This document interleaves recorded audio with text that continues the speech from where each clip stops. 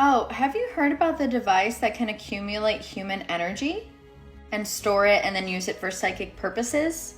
You know, the one the CIA wrote about that Russia made? Oh, I'm sure you didn't, because I did not either. And I have a deep dive for you.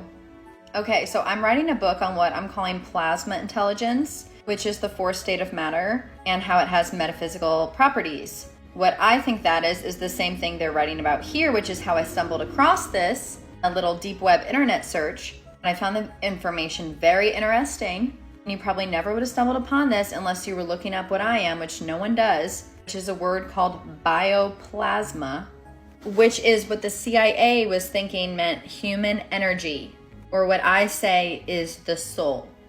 So here is the CIA document. It is like 70 pages or something. They're studying here telepathy in animals and people, remote viewing, the airport technique, which is very interesting, and I'll say that for another video. And more importantly, the psychotronic generator. They also have what's called the psychotronic model of man. I think you guys might have seen some of these symbols in ancient books or teachings. Feel free to do your own deep dive here. Okay, so basically the actual generator pictures have been redacted from this, and it's definitely not this big. It was made from a man named Robert Pavlita. I cannot find information on him anywhere. And it is a small device that is capable of drawing energy from humans, capable of drawing biological energy from humans. The energy is accumulated and stored for future use. Once charged with human energy, the generators can do some of the things a psychic person can. And the individuals that it charges the human energy from don't need to be psychic themselves. That's crazy. This is so funny to me that our government looks up this stuff, because not everyone, but people will come on my page and laugh. And it's like, guys, the government's spending millions of dollars researching this stuff. Obviously, yes, for national security, but also magic's real. Okay, so what is so interesting about this? They even talk about here how this concept of human energy dates back to chi or prana. It's also been called odic force, etheric force, animal magnetism, N-force, which was Newton force, which I think is still in physics. I believe there's more information about some of these psychic discoveries and papers in this book. It's just like $45 and I don't want to pay for that. But feel free to screenshot this if this subject interests you, because this is all about the parapsychology in Russia and all these experiments. So one insane thing here is it says that it enhances plant growth. So does plasma. Look it up. I'm telling you, plasma is the same thing here. And they literally call it, by the way, bioplasma. I will show you where. Oh, they were also concerned this could be used as a weapon because it couldn't be used for good or bad. It said that it could also make people discomforted or dizzy, but it also gave off psychic effects and positive things. So once again, like plasma or this neutral force, your intention can impress things on it to make it good or bad, which is why it's definitely being hidden from the general public. Oh, here we go. According to Soviet and Czechoslovakian parapsychology, the energy is called bioplasmic or psychotronic energy. So when we talk about the generator, we can just literally call it a bioplasma generator, which is once again the human soul or human energy. This is the only image I could find on the actual declassified site that had to do with, I guess, put bioplasmic rotor here. People actually do use this, and they put like tinfoil on it and then they put their hand on it, and if certain people who can focus can actually move the tinfoil in a vortex. They were saying that people can do this when you concentrate your energy, which is literally magic. But it's basically our brain, the electromagnetic waves are bumping up against the electrostaticness of an inorganic material, and the interaction of that causes the vortex or makes it move. I have a whole nother video about that. It's very interesting. And just type telekinesis in the comments if you want that video, because it's a deep dive as well based on these papers. So Robert Pavlita, this is the most interesting part of this video. I should have started with this. He stated that why his machine worked, and he worked on this for 30 years without the government knowing, by the way. He stated that the secret's in the form. So basically, really quick, some background. What happened was he was working on this for a long time, and then the government found out he was doing this stuff, and they kind of like took him up. You won't find anything about it basically online besides in the CIA papers. And if you do, I really want to know if you find this Robert guy.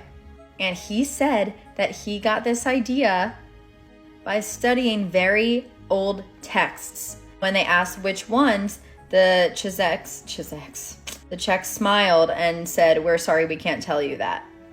The generators were not fully patented yet. I looked up a patent, by the way. That was in 1994.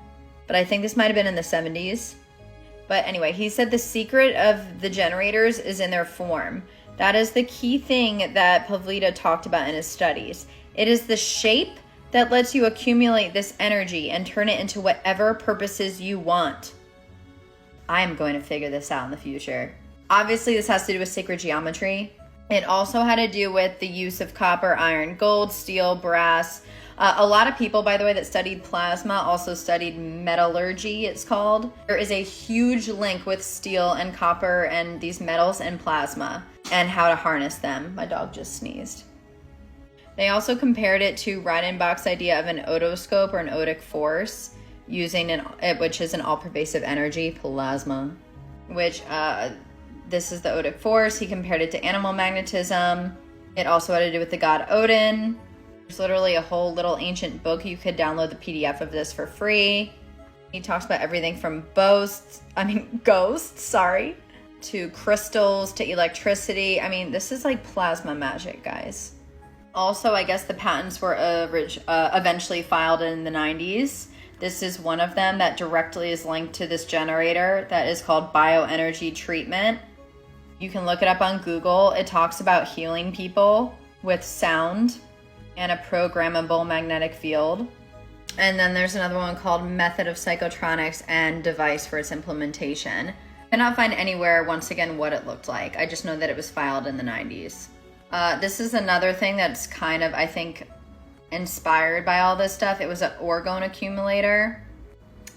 This is what it looked like. And this had to do with accumulating this energy as well, which I call plasma. They call it ether. Oh, and with this patent, they were saying that they could heal, human organs, treat injuries. There's no money in this, right?